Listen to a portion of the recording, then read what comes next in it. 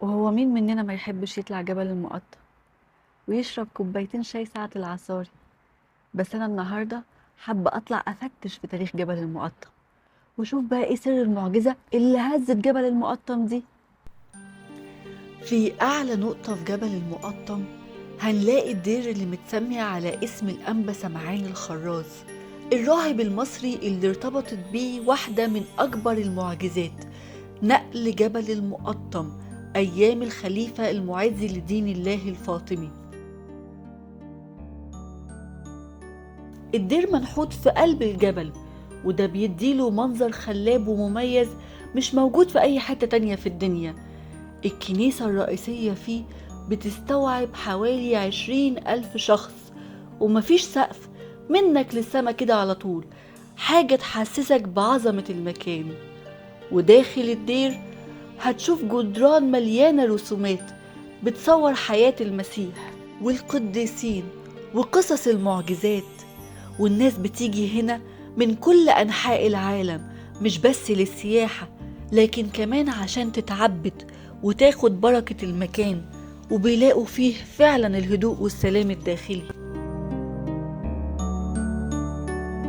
واحدة من أكتر القصص المثيرة هي قصة معجزة نقل الجبل أيام الخليفة المعز لدين الله الفاطمي، مؤسس الدولة الفاطمية في مصر، واللي كان بيحكم وقتها من العاصمة الجديدة القاهرة. القصة بدأت لما كان في قائد يهودي اسمه يعقوب بن كلس، كان موجود في بلاط الخليفة.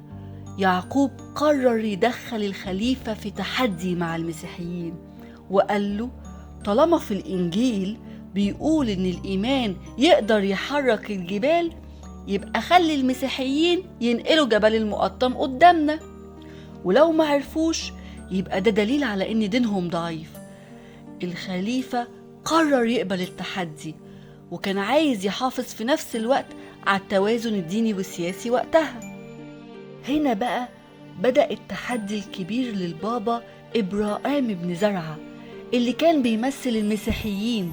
البابا صلى بحرارة، وظهر له رؤية من السيدة العذراء قالت له يدور على راجل صالح وقديس، وهو الأنبا سمعان الخراز اللي كان صانع أحذية بسيط وقتها لكنه معروف بإيمانه وتواضعه.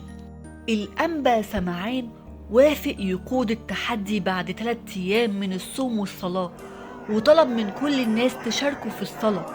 وفي اليوم الثالث الأنبا سمعان جمع كل الناس عند جبل المقطم وبدأ يصلي، وهنا حصلت المعجزة. الروايات بتحكي إن الجبل فعلا اتحرك قدام عيون الخليفة وجنوده، وحتى الأرض نفسها بدأت تتشقق من تحت الجبل.